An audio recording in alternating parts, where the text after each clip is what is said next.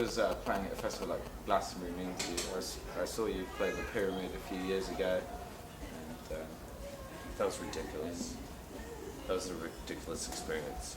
You know, I didn't want it to be the pinnacle of my live performing, which a situation like this, the biggest festival in Europe or whatever it is, and the legendary festival, that can be playing the main stage could end up being, you know, the big gig of your life, and I didn't want it to be that, so I just set out to take the piss out of it for myself. On a personal level, first thing I tried to do is get my bus driver, who's this Cockney, like, London guy, with this little bit, it's quite nice actually, voice like that. I tried to get him to sing Roxanne, to cover Roxanne, like open up, just come out and just start playing Roxanne. Sorry. So then he wouldn't do it, so I had my Icelandic friend spitting curses, and then we were playing like Sonic Youth style, and then I had my wife sing out of tune, and I was just laughing, I was so drunk, and looking at the Eva's family, just, they were up in this like scaffolding, and I was just looking up at them the whole time, just cracking up, like nearly pissing myself, because to me it was just humorous. You know, like we're standing on the stage, and next up is Linda Cohen or whatever. And I didn't think I'd ever get invited back, so here we are. This time, you know, it's an odd festival because there's just so many people, right? There's so many people that don't even know what they like in the first place. That's a tough situation. See, like, the tickets go on sale, and everybody who feels like going to the festival just buys tickets. They have no clue who's playing. So then your chances within that realm, if you're not on the radio, are grim. It's just like out of these, but you've got the percentage of this amount of people that would be adventurous, and the people that randomly knew about you, that were already planning to come to Glastonbury. For us, it's like such a difficult situation, right? Well, I don't know. In England, you seem to have like a pretty big following. Yeah, but nobody knew we were going to play Glastonbury, so nobody would bother to buy tickets. What's interesting to me is to like connect with my aspiration of how it should be, and then have all the people directly around me and all the people listening to it go, what is going on here? Oh my gosh, this is something special in this moment, and nothing more than that. This is like some ethereal thing, you know, that just happens or doesn't happen on a daily basis. Because the recorded music is conceptual art, I leave it unfinished because I don't want it to capture me. I want it to capture my attention, but then I want to walk away because I have a life. You wrote a song with what's his name? Mark? Yeah, from Riot. Yeah. Yeah. Well, what was that like? Well, I wanted him to go check out my mates in Iceland and hang out, so I invited him to come over.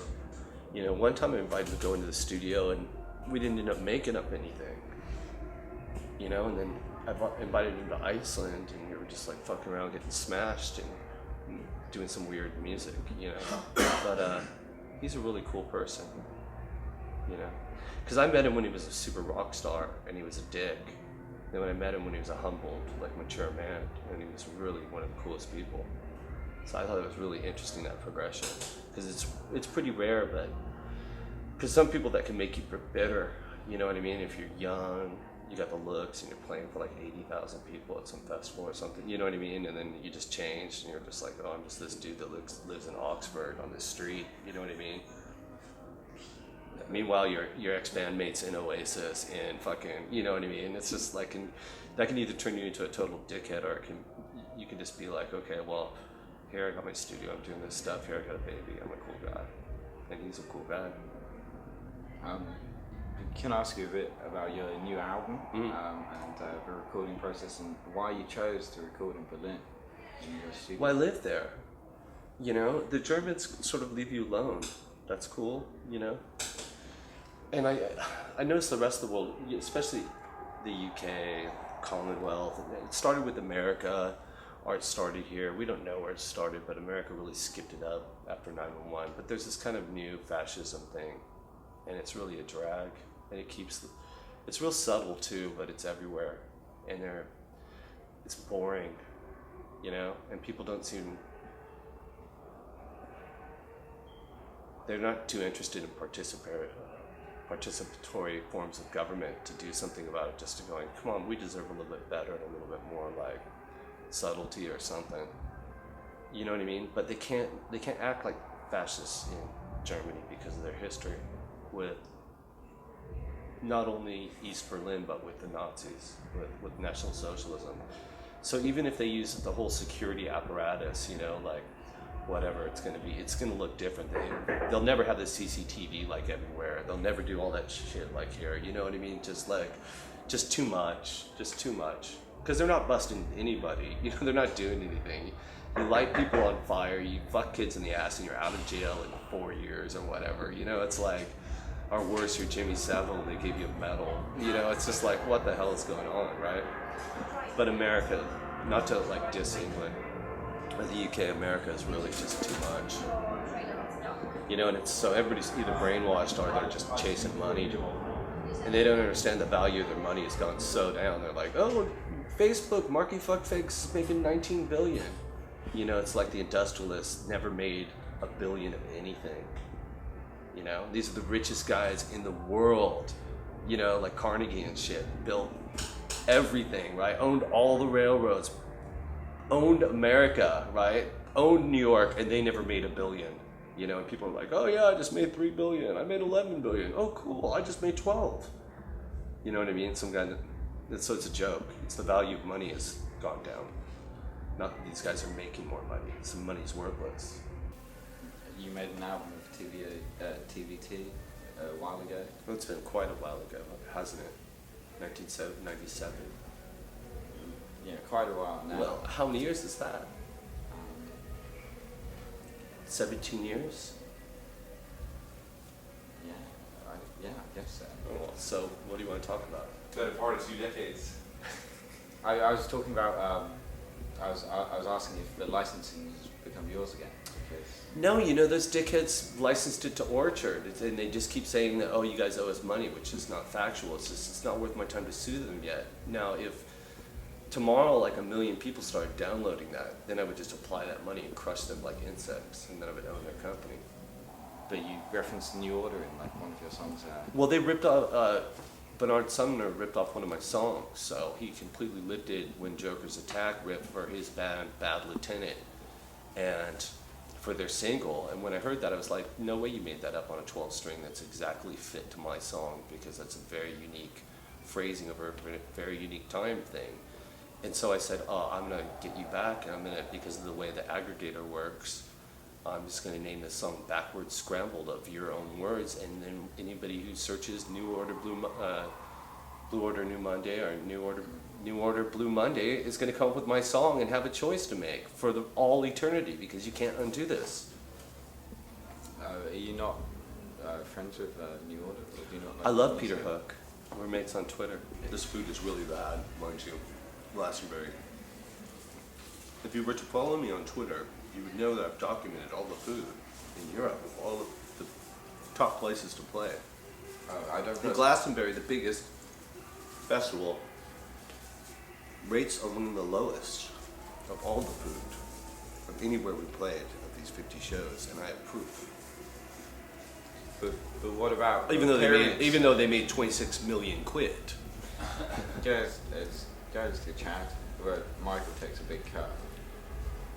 I don't fucking care, man. We played for 125 people in Switzerland, and they fucking cooked us better food. It's like fucking princes. Like royalty. Where did you play in Switzerland?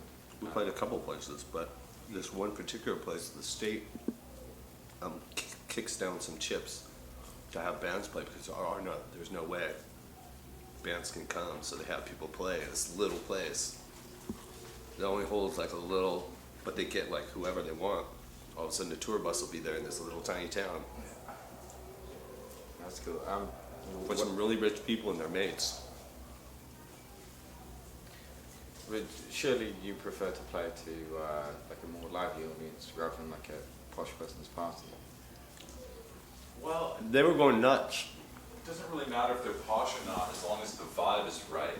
You know what I mean? It's like, there's some places in the world you go to play, and the only people you're going to be playing to are the posh people, because they're the only people who can afford to go to a concert. I was just saying that if you go to Chile, you play a concert in Chile, right? The only people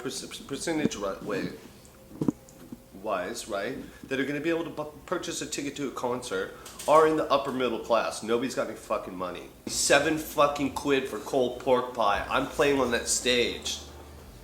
Unbelievable, right? They wanted to charge me for lunch 7 quid, and they want 3 quid for a Coca-Cola.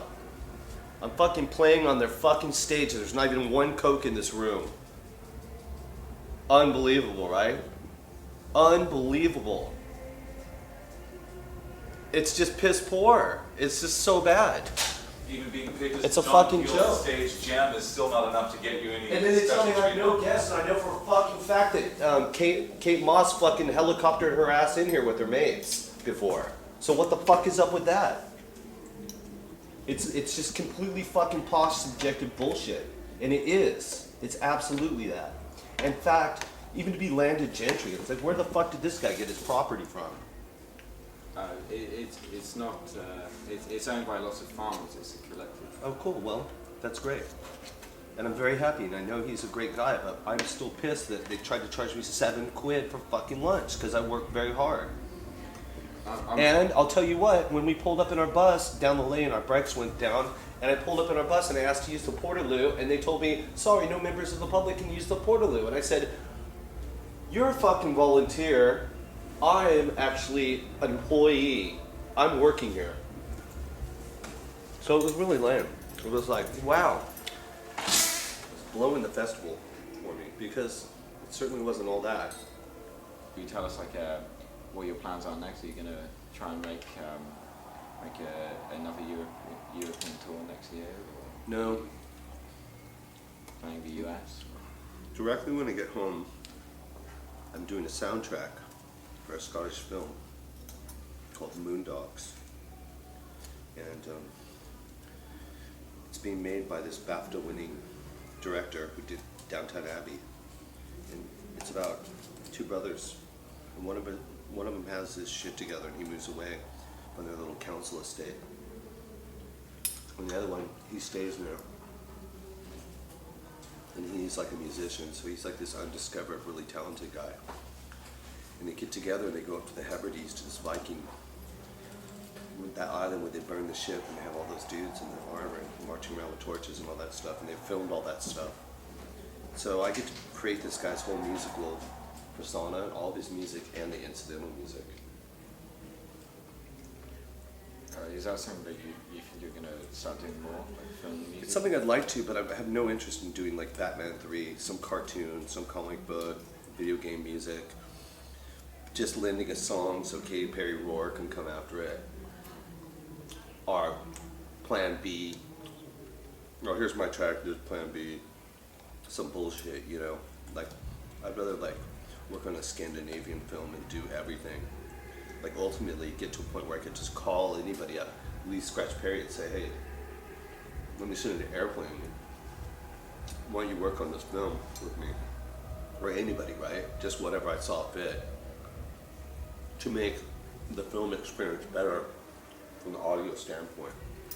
You know, in the way that you can be completely wrapped up in the suspension of disbelief. Like, you're not sitting in a movie theater, you know, you're just like totally into the story or whatever, and all of a sudden something hits to the next level, and you're like, what's that? Oh, that song is fucking great. And when you're walking down the street afterwards, you're whistling a tune or something. I would like to be a part of that experience, and it's so rare right now. It's like Hollywood destroyed everything, you know what I mean?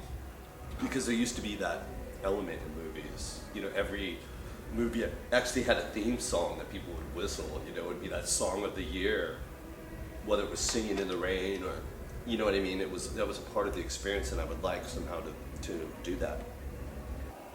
Okay, alright. Thanks for doing this. Cannot believe I'm eating this horrible film, this horrible food on camera. Well, I'm sure you could put it on your Twitter, and everyone can see how actually horrible it is. I'd rather just talk shit about it. leave it to people's imaginations. It really is disgusting.